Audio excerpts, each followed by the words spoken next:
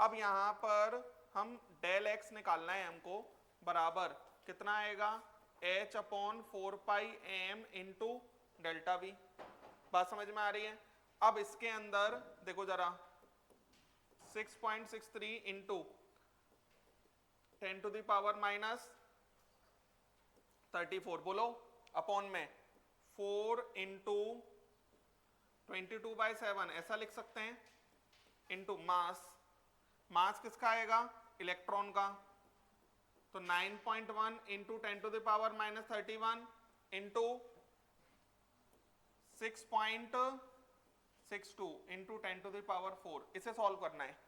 तो यहां पर ये तो कैंसिल हो जाएगा, अब ये 10 टू द पावर माइनस 27 ऊपर जाएगा तो ये 10 टू द पावर माइनस 7 बचेगा, बोलो। हाँ हाँ, ये 6.63 है तो ठीक है, एक ही बात है, 0.01 का ही तो अंतर है, इतना तो कर सकते हैं ना। तो 10 टू द पावर माइनस 7, ये समझ में आता है, ये 10 टू द पावर माइनस 7 आ गया, तो ये 7 अपॉन में ये कितना आएगा, 4 इंटू 22 इंटू 9.1, चेक करो, यही बचेगा। अब आप क्या करो, ये वैल्यू हमारी 1000 से थोड़ी सी कम आएगी, तो 1000 का मल्टीप्लाई कर लो, इसमें 1000 का मल्टीप्लाई करोगे तो 1000 का डिवाइड भी करना पड़ेगा, तो ये हमारा 7000 divide by 4 into 22 into 9.1 into 10 to the power minus 7 upon में 10 टू द पावर 3। बच्चों ये किस में आएगा, मीटर। तो ये वैल्यू हमारी, ये बता सकते हो ये वैल्यू कितनी आ रही है, ये वैल्यू बताएं, 7000 अपॉन में 4 इंटू 22 इंटू 9.1, हाँ 87 नहीं आ रही होगी, 8.7 आ रही होगी, 8.7 आ रही होगी, 87 नहीं आएगी।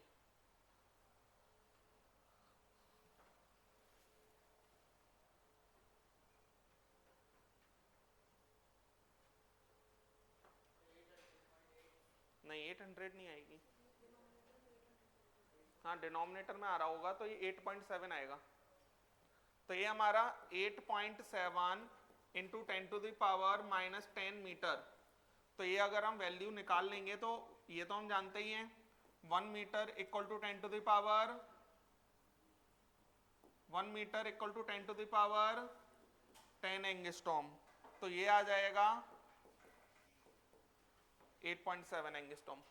क्लियर है, लिख लें, ये आंसर आएगा, जल्दी से लेके आए।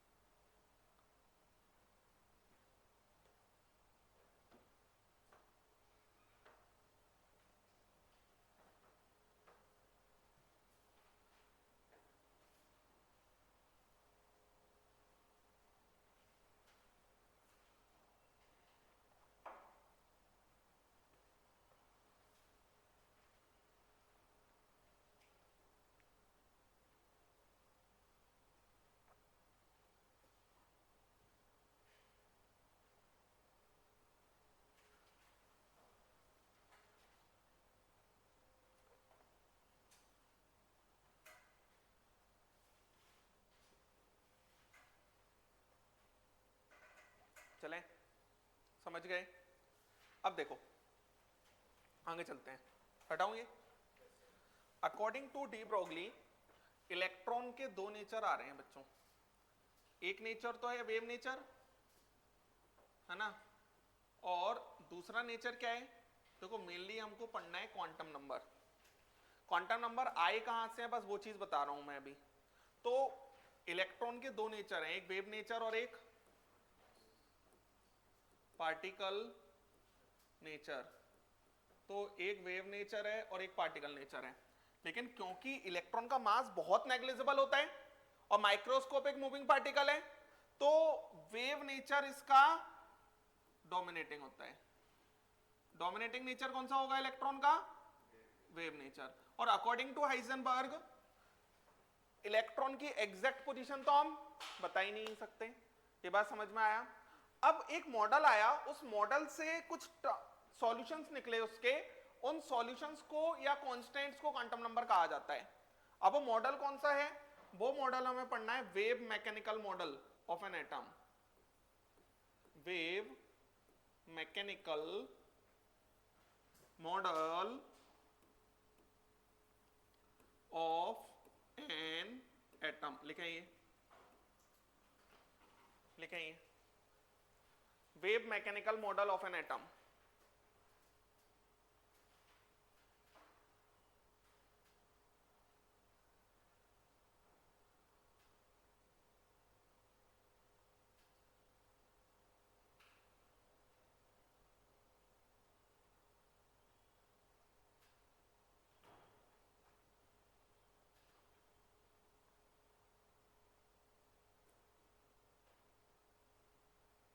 एक लाइन लिखो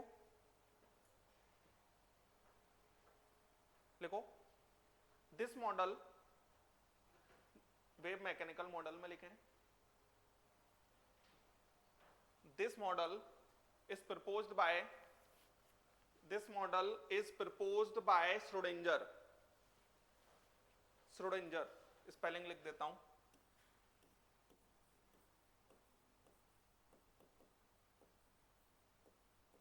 ये है स्पेलिंग, ठीक है? श्रोडिंगर लिख लें। This model is proposed by Schrodinger in which he considered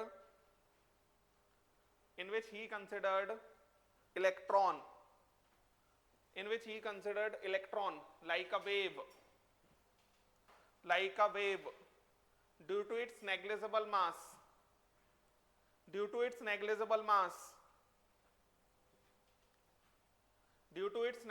mass and mathematically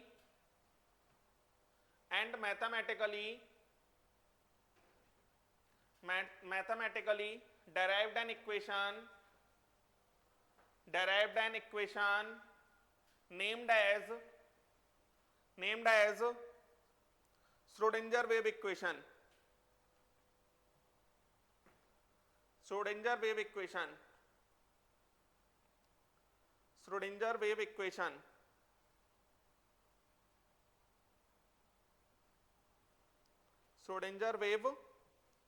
equation constants of this equation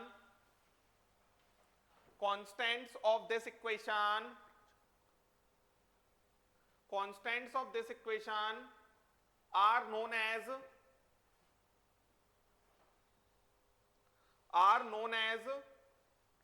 quantum numbers,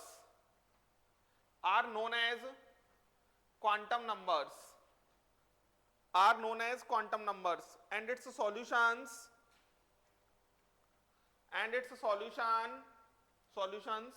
is determined in terms of psi. ये लिखा हुआ है sign, in terms of psi.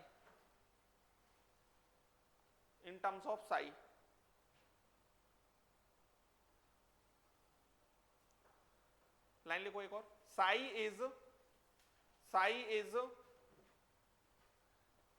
is amplitude of electron wave. Psi is amplitude of electron wave.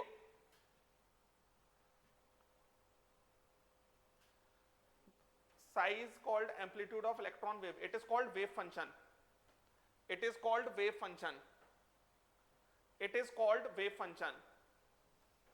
देखें आप, थोड़ी सी बातें सुने। Quantum number कहां से निकले? वो निकले श्रोडिंगर वेव इक्वेशन से। श्रोडिंगर वेव इक्वेशन क्या था?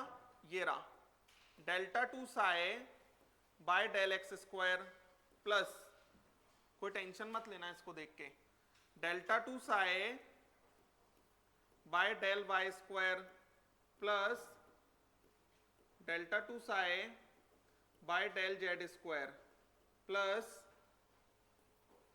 8 पाई स्क्वायर एम अपॉन में एच स्क्वायर ई माइनस में यू इंटू में साई इक्वल टू 0। समझ पा रहे हैं? अब यहां पर अभी तो कुछ नहीं समझ में आएगा। जैसे मान लो आप लोगों ने बच्चों dy बाय dx पढ़ा है, अब मत बोलना, ये तो उसी दिन बात हुई थी अपनी dy bye dx।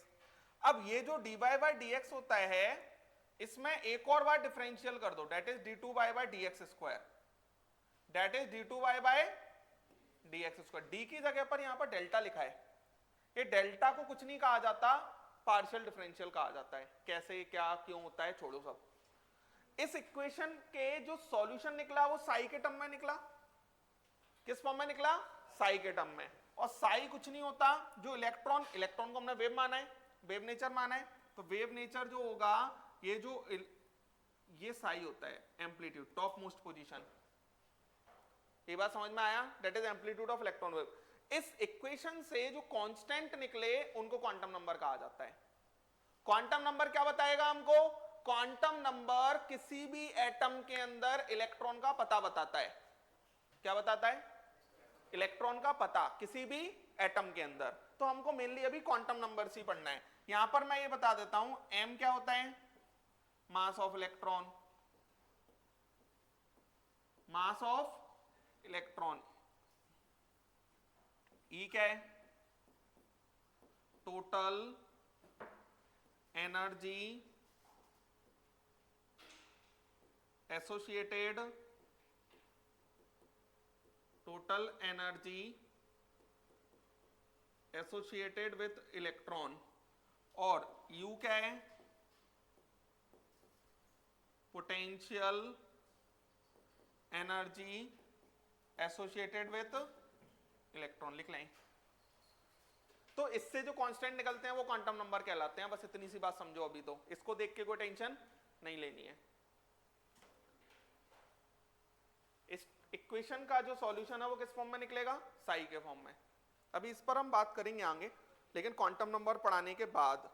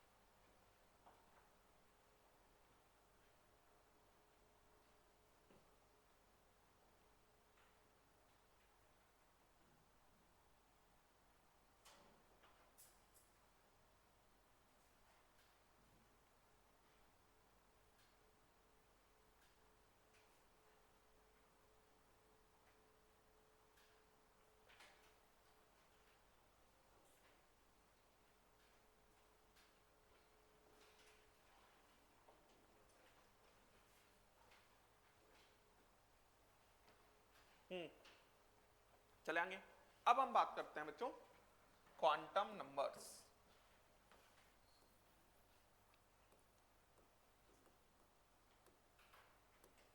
Quantum numbers लिखो।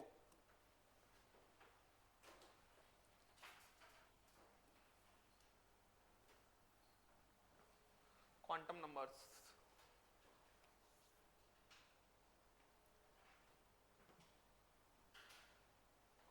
लिखो एक line. Quantum numbers are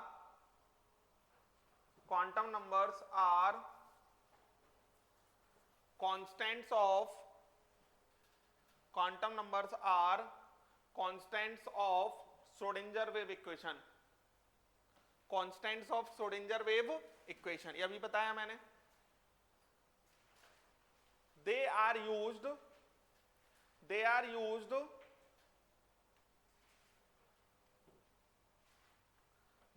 to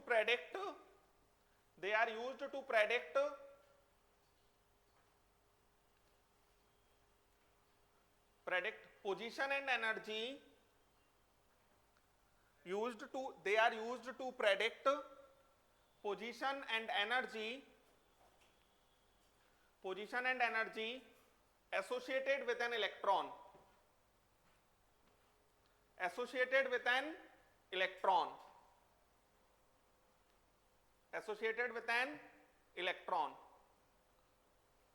They are categorized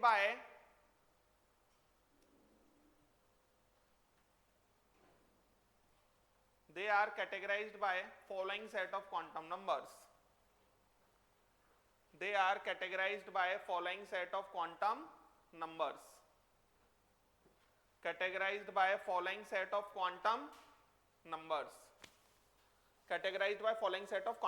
देखो बच्चों, इलेक्ट्रॉन का एग्जैक्ट एड्रेस एटम के अंदर, that is quantum number. Quantum number की हेल्प से हम क्या करेंगे? इलेक्ट्रॉन का एग्जैक्ट एड्रेस पता करेंगे.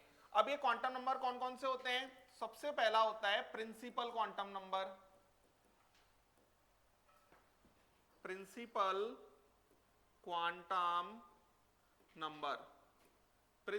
क्वांटम नंबर को हम n से रिप्रेजेंट करते हैं. ठीक है, दूसरा बाद में लिखना. दूसरा होता है एजिमुथल क्वांटम नंबर को हम L से रिप्रेजेंट करते हैं. एजिमुथल क्वांटम नंबर को सब्सिडियरी क्वांटम नंबर भी कहा जाता है. तीसरा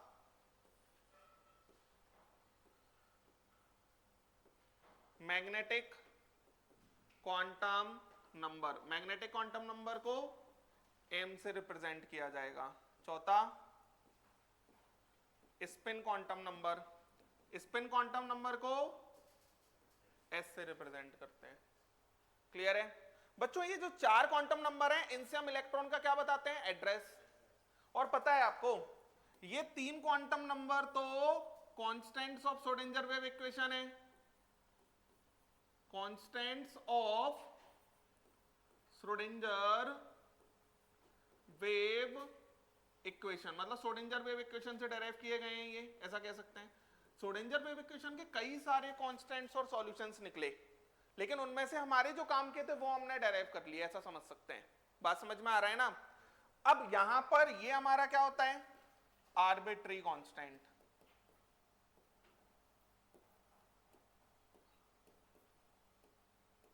नॉट a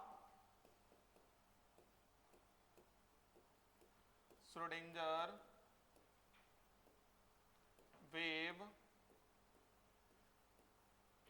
equation constant. लिखेंगे.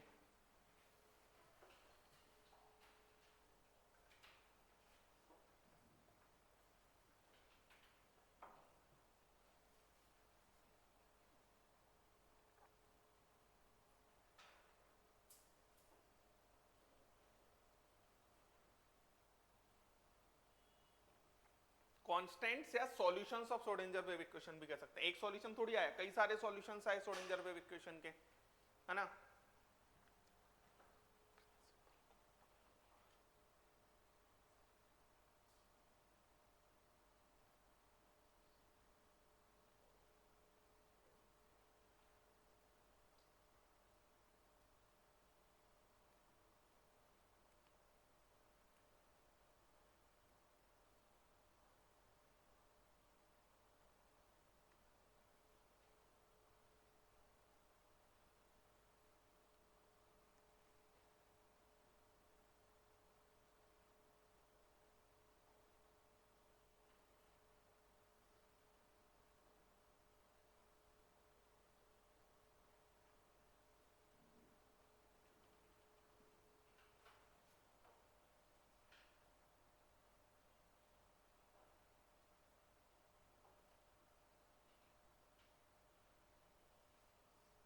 लिख लिया।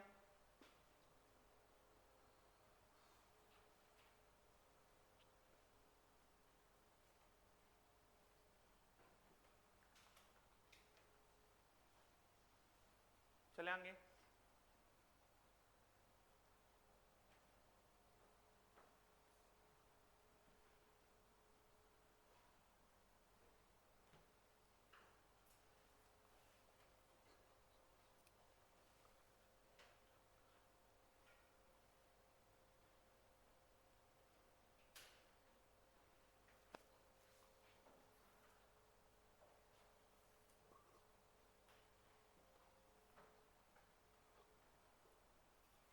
चलें,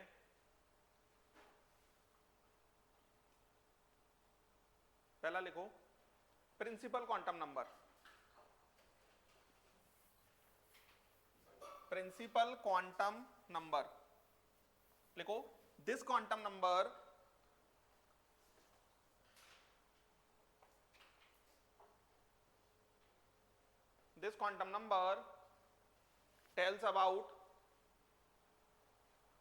tells about filling of electron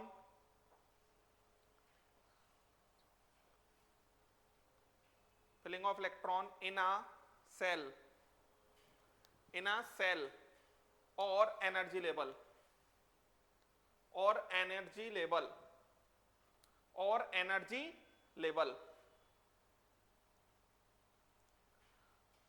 आगे लिखो, this also deals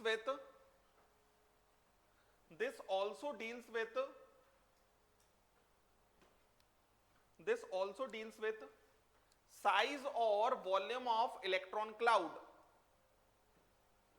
This also deals with size or volume of electron cloud. ये सेकंड वाली लाइन तो हम बाद में सीखेंगे, पहले हम सीखते हैं क्वांटम नंबर किसके बारे में बताता है, filling of electron in a shell. बच्चों आप लोगों ने पढ़ा होगा कि सेल के अंदर इलेक्ट्रॉन होता है, यही पढ़ा है हमने अभी तक, लेकिन एक्चुअल में सेल के अंदर सबसेल होता है और सबसेल के अंदर ऑर्बिटल होता है। जो एक्चुअल में इलेक्ट्रॉन प्रेजेंट होता है ना वो ऑर्बिटल में होता है, जो एक्चुअल में इलेक्ट्रॉन प्रेजेंट होता है वो ऑर्बिटल में होता है। बात समझ में आ रही है? तो ये कैसे क्या इलेक्ट्रॉन प्रेजेंट होते हैं उसी के बारे में हमें पढ़ना है। तो अभी सेकंड वाला जो स्टेटमेंट लिखा है ना, this also deals with size और volume of electron cloud, actual में इलेक्ट्रॉन क्लाउड की बात क्यों होगी, क्योंकि एग्जैक्ट इलेक्ट्रॉन कहां पर है ये तो आप बता ही नहीं सकते। हम सिर्फ इलेक्ट्रॉन हमेशा ऐसे बताएंगे यहां हो सकता है, यहां हो सकता है, यहां हो सकता है, इस तरीके से चलेगा। अब लिखो next, permitted value of n. N की कौन कौन सी वैल्यू हो सकती हैं? Permitted value of n, value of n, n लिखो, n can have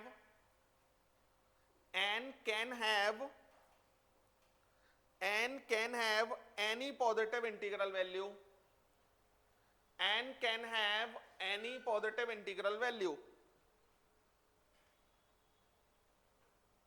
any positive integral value, n की वैल्यू 1 2 3 4 5 6 7 8 9 10 ऐसे होंगी। ये हमारा k कहलाता है, ये हमारा l कहलाता है, ये हमारा m कहलाता है, n o p और ये q ऐसा होता है। क्लियर? समझ गए ना?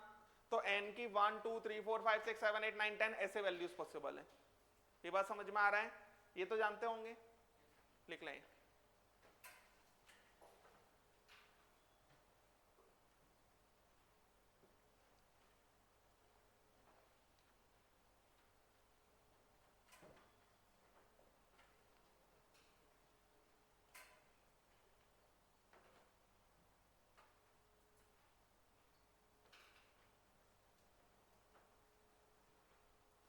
लिखो, एक लाइन लिखो, first seven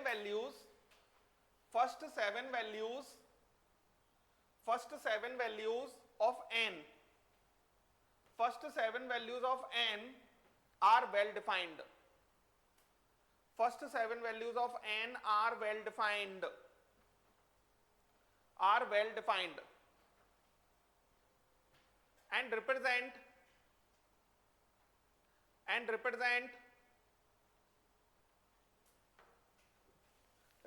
period number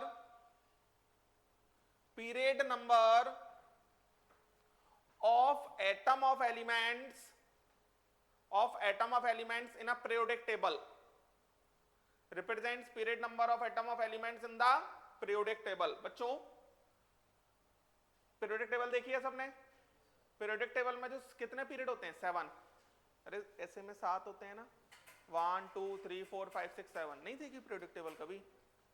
periodic table में 7 पीरियड होते हैं भैया, और 18 ग्रुप होते हैं, है ना? तो जो 7 पीरियड होते हैं ना periodic table में, वो यहीं से derive होते हैं. इसलिए हम n की मेनली कितनी वैल्यूज लेके चलते हैं? 7. डिफाइन आगे भी हो सकती हैं, लेकिन हम कितनी लेके चलेंगे? 7. ये बात समझ में आ रहा है? कुछ लाइंस लिखो जिन्हें मैं आगे और अच्छे से समझाऊंगा.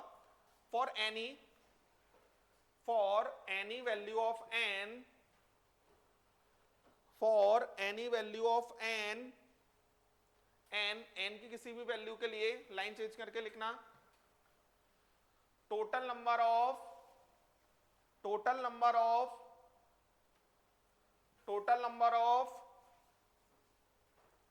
subcell in a cell, total number of subcell in a cell equal to n. total number of subcell in a cell equal to n. next line लिखो लाइन चेंज करके, total number of orbitals in a cell, total number of orbitals in a cell equal to n square. Last line लिखो, total number of electrons accommodated in a cell, total number of electrons accommodated in a cell equal to 2n square.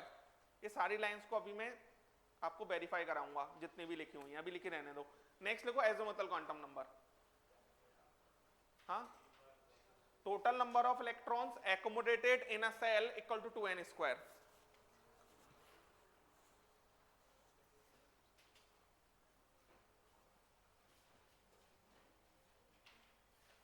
समझ गए?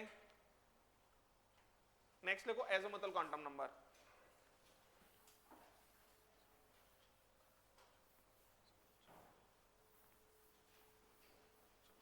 Next लिखो azimuthal quantum number. This quantum number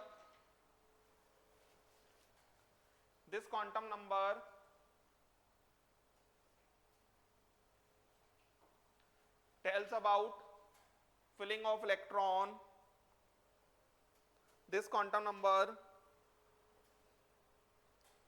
tells about filling of electron in a subcell.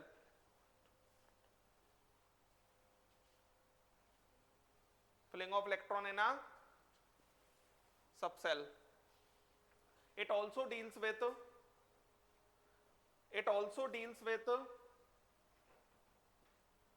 shape of electron cloud in 3D space outside the nucleus. Shape of electron cloud in 3D space outside the nucleus.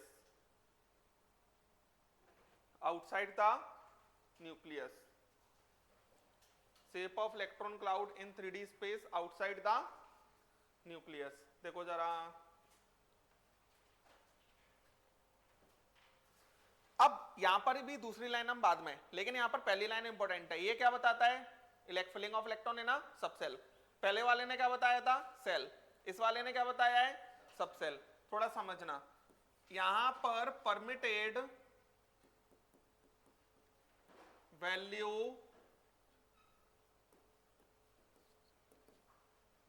Depends upon value of depends upon value of n. L की values किस पर depend करेंगी? N पर। देखना, for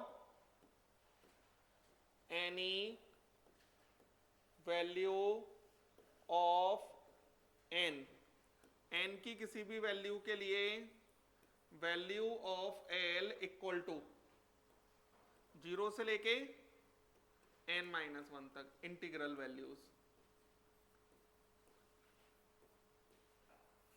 integral value ऐसे। Clear है? पता है जैसे n इक्वल टू 1 है, n इक्वल टू 1 के अंदर कितने सबसेल होंगे? तो l की कितनी वैल्यू आएंगी? 0 से 1-1 0 तक ही आएंगी, तो वह 0 वैल्यू आ जाएगी। n इक्वल टू 2 लिया, n इक्वल टू 2 के लिए l की वैल्यू कौन कौन सी होंगी? 0 और 1, क्योंकि 2-1। n इक्वल टू 3 लिया तो l की कितनी वैल्यूज होंगी? 0 1 2। l इक्वल टू 4 लिया, n इक्वल टू 4, 0 1 2 3। तो अगर आप ऊपर देखो तो यही लिखा है, for any value of n total number of subshell in a shell equal to n। जितना n का नंबर है उतने ही उसके टोटल नंबर ऑफ सबसेल होंगे। l की जितनी वैल्यू होती है उतने ही क्या होते हैं? उसके सबसेल होते हैं। तो जैसे n इक्वल टू 1 है, n इक्वल टू 1 के अंदर सबसेल कितने आएंगे? एक ही आएगा। उस सबसेल का नाम क्या होगा? l equal to 0। n equal to 2 के अंदर सबसेल कितने आने चाहिए? 2 आने चाहिए, तो l इक्वल टू 0 और l इक्वल टू 1 दो ही वैल्यू पॉसिबल है। n इक्वल टू 3 के अंदर 3 आने चाहिए, n equal to 0 l equal to 0, l equal to 1 और l इक्वल टू 2। समझ में आ रहा है? कुल मिलाकर किसी भी पर्टिकुलर सेल के लिए l की वैल्यू कहां से कहां तक डिफाइंड है? 0 to n-1, 0 to n-1 लिख लें।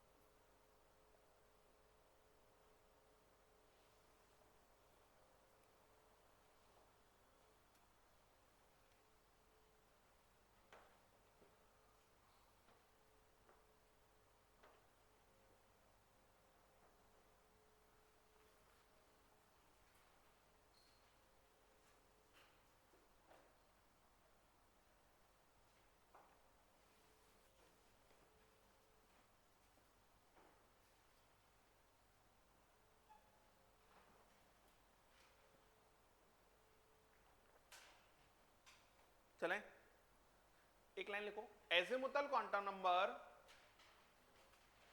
Azimuthal quantum number, azimuthal quantum number is also known as angular momentum quantum number, angular momentum quantum number, because it also determines angular momentum of an electron, because it also determines angular momentum of an electron, it also determines angular momentum of an electron।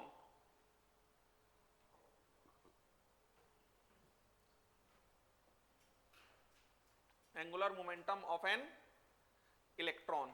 देखें जरा, देखो एक term होता है बच्चों जो कि इसके थ्रू डिफाइन किया जाता है, ऑर्बिटल एंगुलर मोमेंटम। क्या होता है ये हमें नहीं सीखना, बस इसका फॉर्मूला समझ लो। Orbital angular momentum, orbital angular momentum of an electron, orbital angular momentum of an electron बराबर अंडर रूट में l plus 1 h upon 2 pi. h वही प्लैंक्स कांस्टेंट, पाई की वैल्यू 22/7। क्लियर है? h हमारा क्या होता है? वही कांस्टेंट 6.63 इंटू 10⁻34। ये रूट के बाहर है। क्लियर है? तो ये वैल्यू होती है, क्या होता है ये नहीं सीखना हमको। तो orbital angular momentum of an electron कितना होगा? अंडर रूट में l प्लस 1। ये रूट के अंदर है, बाहर क्या है? h upon 2 pi. लिख लें।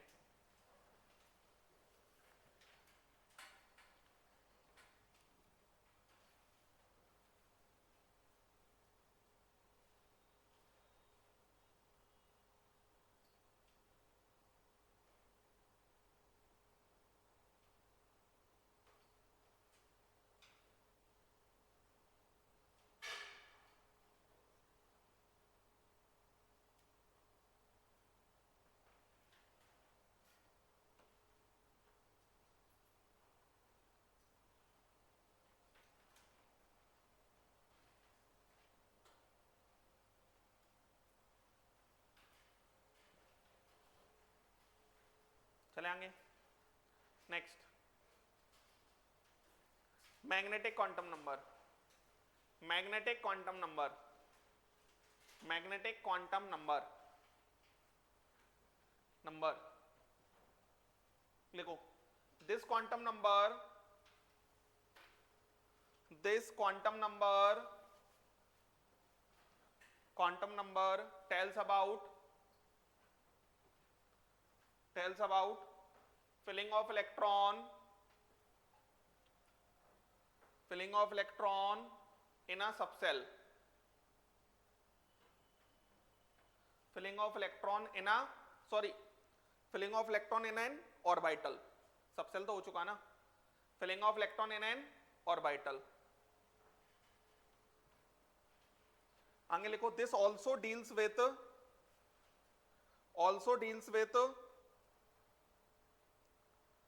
orientation of electron cloud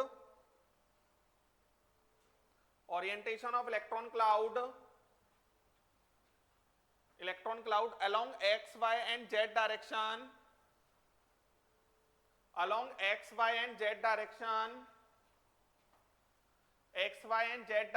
in 3D space, along x, y and z direction in 3D space, x, y and z direction in 3D space. बच्चों सेकंड लाइन फिर से अभी छोड़ देते हैं, first line filling of electron in an orbital. तो यहां पर ऑर्बिटल में अभी सारी पिक्चर आपको क्लियर हो जाएगी, मैं अभी सारी तीनों चीजें एक साथ लिखने वाला हूं. पहले तो इसकी परमिटेड वैल्यूज की बात करते हैं, permitted values of m depends upon value of क्या l. l की वैल्यू किस पर डिपेंड करती है, n पे, और m की वैल्यू किस पर डिपेंड करती है, l पे. तो for any value of l, value of m equal to minus L2 plus L including 0, minus L2 plus L including 0, वही इंटीग्रल वैल्यूज, इंटीग्रल वैल्यूज देखो जरा, इंटीग्रल वैल्यूज. तो बच्चों पता है लॉजिकली ये चल रहा है, एक सेल के अंदर चले गए आप, मान लो सेल के अंदर n = 1 के अंदर चले गए, तो उसके अपने सबसेल होंगे और हर सबसेल के अपने ऑर्बिटल होंगे, क्योंकि l की वैल्यू का लेना देना n से है और m की वैल्यू का लेना देना l से है. ये बात समझ में आया? तो इसका लेना देना इससे और इसका लेना देना इससे, मतलब हर सेल के अपने सबसेल और हर सबसेल के अपने ऑर्बिटल. बात समझ में आ रही है क्या कह रहा हूं मैं? इलेक्ट्रॉन किस में फिल किए जाएंगे, ऑर्बिटल में. ये लिखो आप,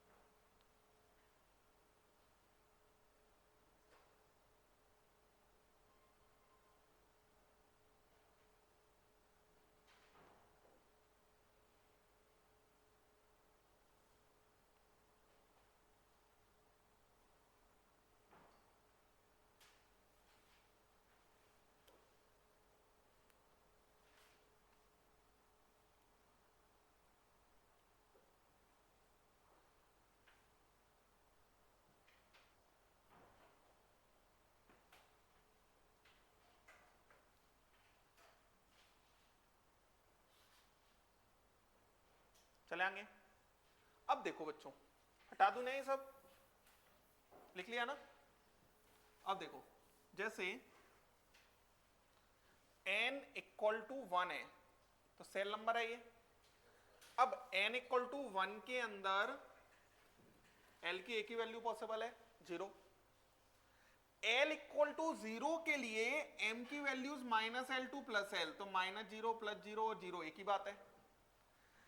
l इक्वल टू 0 का मतलब होता है s सबसेल।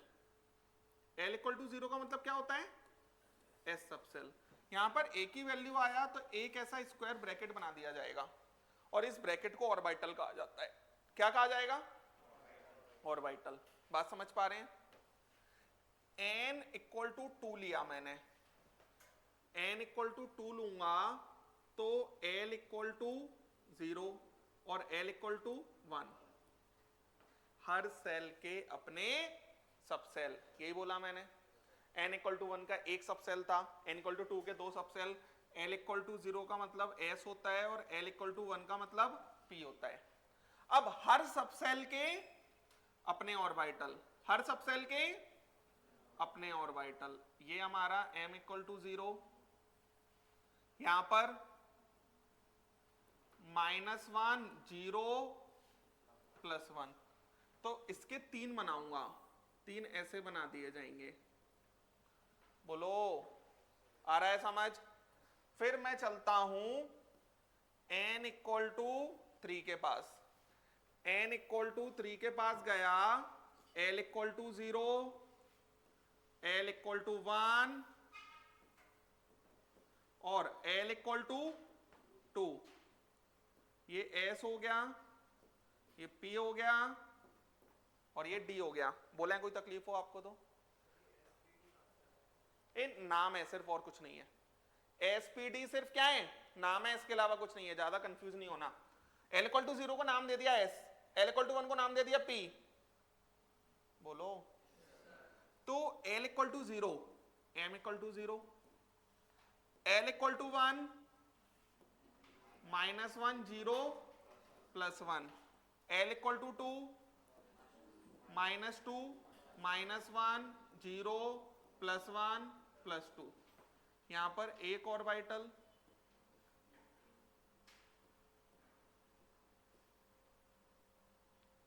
एक 2 3 4। कोई तकलीफ आपको? चलें जरा।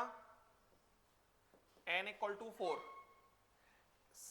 4 के अंदर 0 1, बोलो 3। कोई तकलीफ? तो ये हो जाएगा s, ये हो जाएगा p d f। क्लियर है? तो m इक्वल टू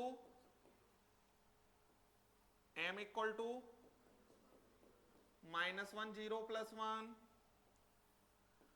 -2 -1 0 +1 +2,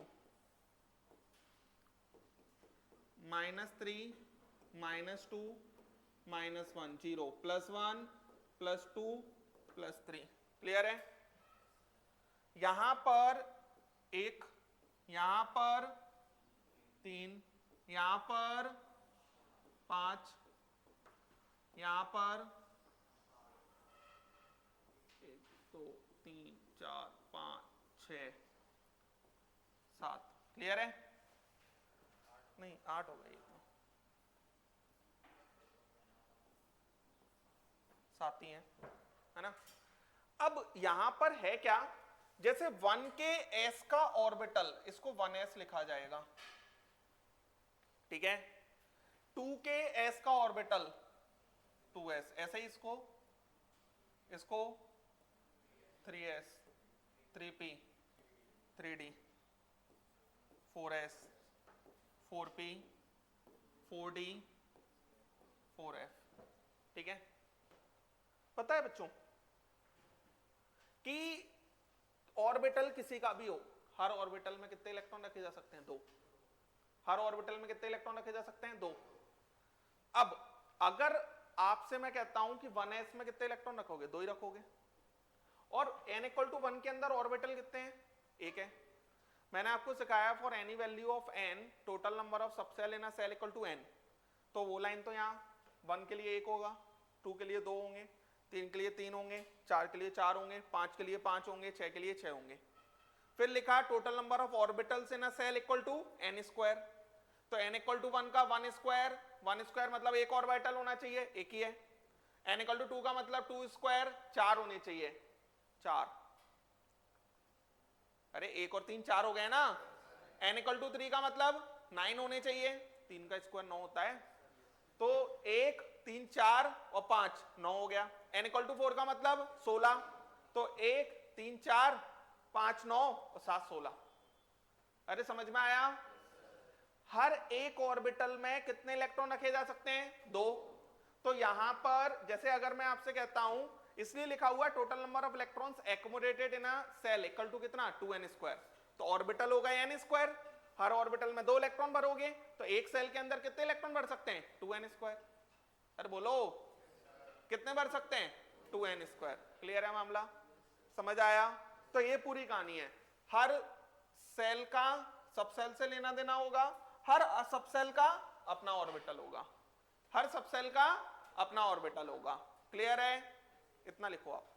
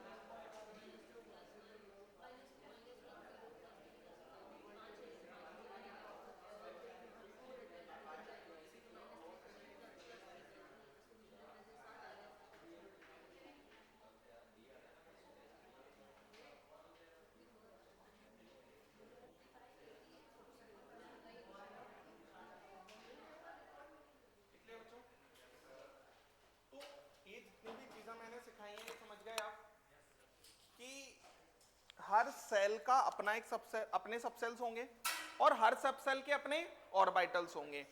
जो एक्चुअल में इलेक्ट्रॉन प्रेजेंट होता है वो कहां पे होता है? ऑर्बिटल के अंदर। जैसे किसी भी सेल के अंदर इलेक्ट्रॉन कितने रख सकते हैं? 2n²। ये तो आपने पहले भी पढ़ा होगा शायद 9-10 में, चलो कोई बात नहीं। 2n², जैसे 2n² रख सकते हैं तो फोर्थ सेल में कितने इलेक्ट्रॉन रख सकते हैं? 32। 32 इलेक्ट्रॉन रखने के लिए मेरे पास 16 ऑर्बिटल होने चाहिए, क्योंकि मैंने आपसे बोला ऑर्बिटल किसी का भी हो 2 इलेक्ट्रॉन रखे जा सकते हैं। तो मेरे पास 16 ऑर्बिटल हैं या नहीं? हमने चेक कर लिए 16 ऑर्बिटल हैं। समझ में आ रहा है? तो यहां पर एक बात और सोचो आप, L = 1 का मतलब क्या है? P। L = 2 का मतलब क्या है? D। L = 3 का मतलब क्या है? F। बच्चों P किसी का भी हो, चाहे N = 3 का हो चाहे N = 2 का हो, ये तो फिक्स्ड है कि L = 1 ही होगा। तो P के अंदर ऑर्बिटल हमेशा 3 ही आएंगे, ये भी बात फिक्स है। ऐसे D किसी का भी हो, कितने आएंगे? 5 ही आएंगे। समझ में आ रहा है? अगर हमारा D किसी का भी होगा कितने ऑर्बिटल आएंगे? 5। तो एक बात बताओ, P के अंदर इलेक्ट्रॉन कितने रखे जा सकते हैं? 6। अरे 3 ऑर्बिटल तो 6 इलेक्ट्रॉन। D के अंदर कितने रखे जा सकते हैं? 10। F के अंदर कितने रखे जा सकते हैं? 14। ऑर्बिटल किसी का भी हो 2 इलेक्ट्रॉन रखे जा सकते हैं। कितने? 2 इलेक्ट्रॉन। ये बात समझ में आया? समझ गए? तो P चाहे आपका इसका हो चाहे इसका हो 6 इलेक्ट्रॉन रख सकते हैं।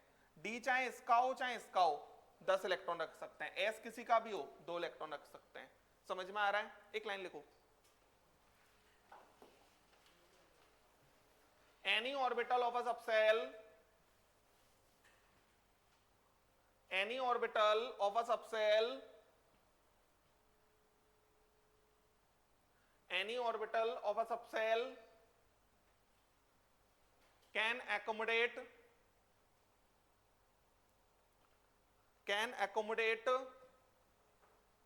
maximum of 2 electrons in it। 2 electrons in it। समझ पा रहे हैं? 2 electrons in it। एक बात और देखो, ऑर्बिटल किसी का भी हो 2 इलेक्ट्रॉन रखे जा सकते हैं। पॉसिबल वैल्यू ऑफ L और यहां पर पोजीशन ऑफ सबसेल, उसी के रिस्पेक्ट में SPDF डिफाइंड है। पोजीशन ऑफ सबसेल, जैसे L = 0 है तो L = 0 का मतलब S होता है। S आया है शार्प, मतलब जो सबसेल होता है ना इसकी शार्प फिक्स्ड बाउंड्री होती है, उसके रिस्पेक्ट में डिफाइन किया गया है। L = 1, L = 1 का मतलब होता है P। P का मतलब है प्रिंसिपल लाइन। एक्सिस पर डिपेंड करता है, PX, PY, PZ उस तरीके से होगा, वैसे कोई जरूरत नहीं पड़ती इनकी। L = 2 डिफ्यूज्ड और L = 3 क्या होता है? F arbitrary notation.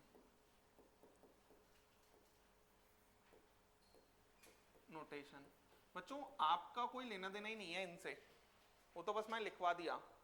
आपका लेना देना सिर्फ कितने से है? L = 0 मतलब S, L = 1 मतलब P, L = 2 मतलब D और L = 3 मतलब F। जैसे S है, P है, D है, F है, आगे भी अगर मान लो G डिफाइन करेंगे हम, तो इसके अंदर ऑर्बिटल 1 है, 3 है, 5 है, 7 है, 9 है। तो ये हो गया हमारे पास नंबर ऑफ ऑर्बिटल, और ये होता है हमारे पास नंबर ऑफ इलेक्ट्रॉन। ये हमारे पास कितने इलेक्ट्रॉन हो सकते हैं? 2, 6, 10, 14 और 18 लिख लें। क्लियर है ना?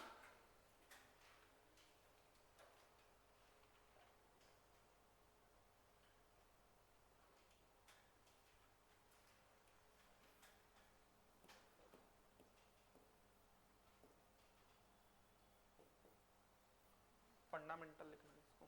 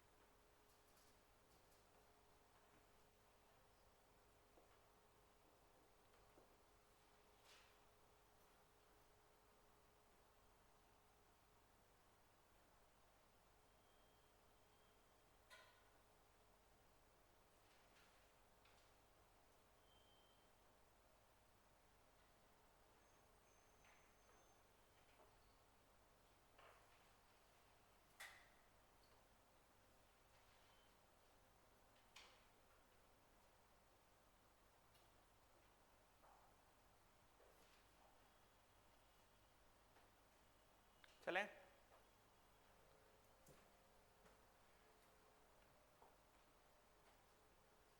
एक लाइन और लिख लो बच्चों। Magnetic quantum number also explains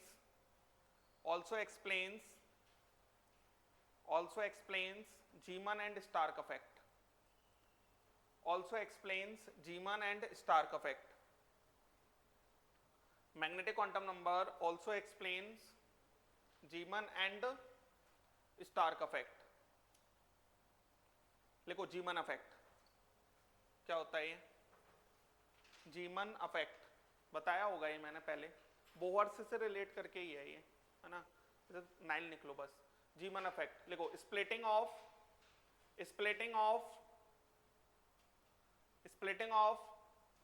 hydrogen spectral lines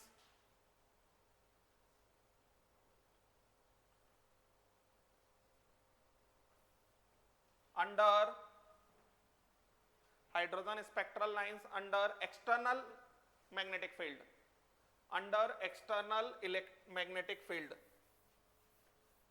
external magnetic field, next लिखो Stark affect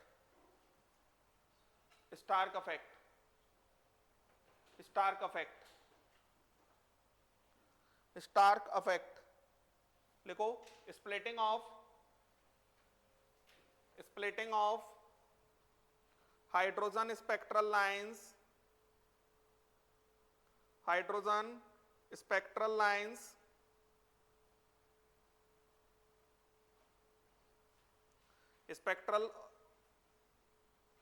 hydrogen spectral lines under external electric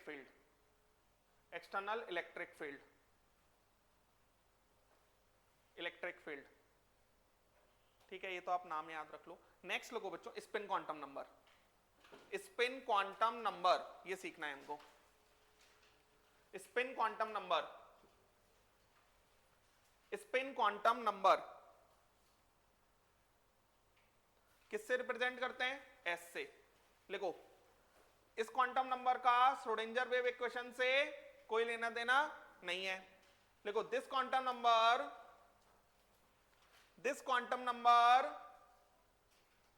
deals with spin of an electron on its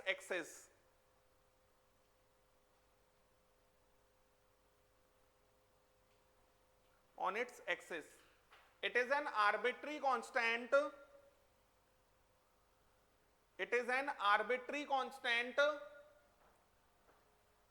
it is an arbitrary constant, not a Schrodinger wave equation constant, ये भी हमें पता है, not a Schrodinger wave equation constant, constant. बाकी सबकी बहुत सारी values possible होती हैं, लेकिन इसकी सिर्फ दो ही वैल्यूज पॉसिबल हैं। लिखो, bye convention,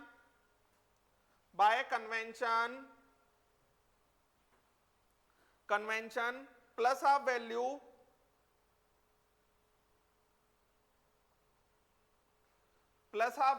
is provided, plus half value is provided when electron spins in clockwise direction, electron spins in clockwise direction, clockwise direction, clockwise direction, and minus half value is provided, minus half value is provided when electron spins in anticlockwise direction, when electron spins in anticlockwise direction,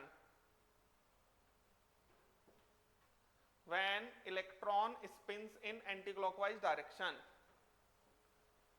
spins in anticlockwise direction। दो ही values होती हैं इसकी, समझ में आ रहा है? और इसकी वैल्यू का बाकी के तीन क्वांटम नंबर की वैल्यू से कोई लेना देना है नहीं। यहां पर जैसे मान लो इलेक्ट्रॉन क्लॉकवाइज डायरेक्शन में अगर रोटेट कर रहा होगा तो ये प्लस हाफ हो जाएगी, है ना, इसको हम ऐसे लिखेंगे, इस तरीके से रिप्रेजेंट करेंगे। और एंटी क्लॉकवाइज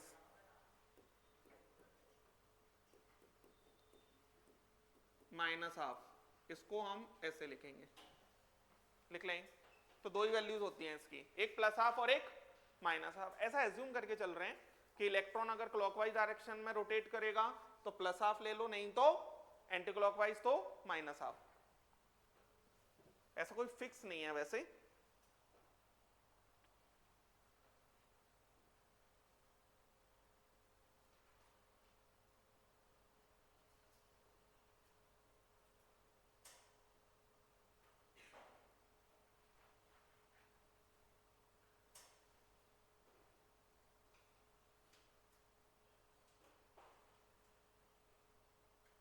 चले आगे,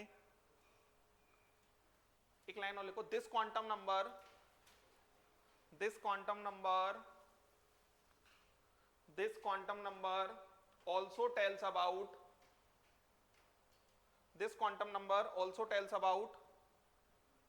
also tells about spin angular momentum of an electron,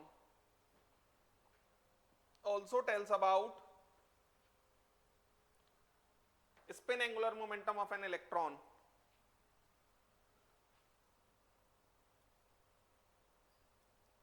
spin angular momentum of an electron।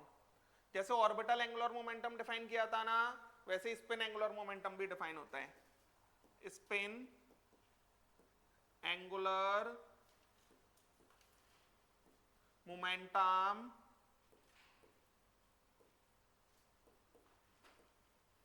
of an electron under root s plus 1 h upon 2 pi, लिख लें, under root s plus 1 h upon 2 pi। Orbital angular momentum भी यही था, बस s की जगह क्या आ गया था, l आ गया था। और ये तो अंडरस्टूड है कि यहां पर s की हम कौन सी वैल्यू रखेंगे, पॉजिटिव। कौन सी वैल्यू रखेंगे, पॉजिटिव, लिख लें।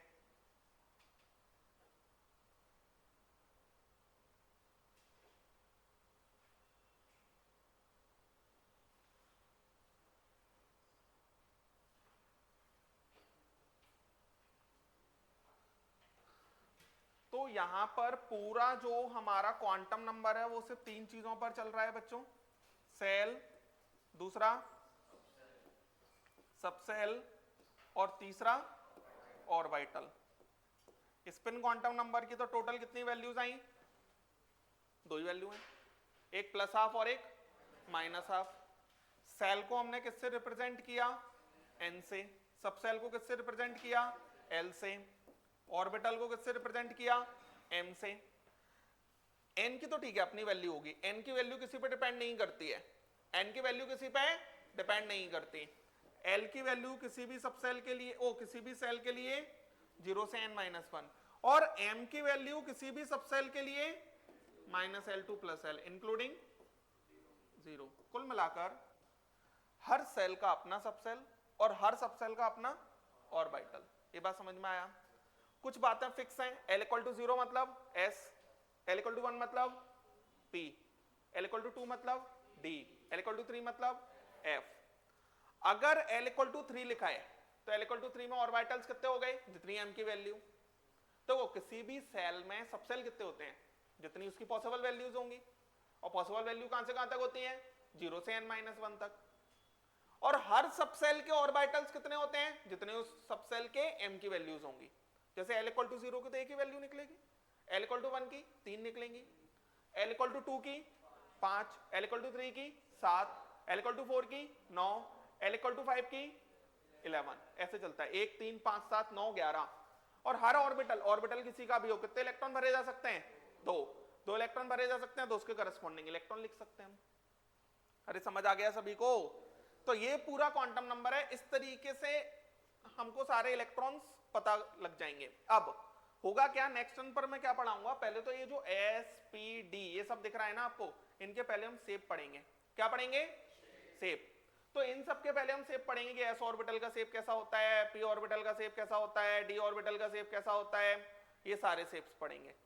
फिर उसके बाद में इलेक्ट्रॉन भरे कैसे जाते हैं। जैसे आप लोगों ने तो अगर इलेक्ट्रॉनिक कॉन्फ़िगरेशन सीखा हो, कार्बन का सीखा है क्या, कार्बन का इलेक्ट्रॉनिक कॉन्फ़िगरेशन सीखा है, कभी नहीं सीखा ना, ठीक है चलो छोड़ो, अगले टर्न पे ही पढ़ेंगे, ठीक है। इतना आप सीख के आए, मिलते हैं।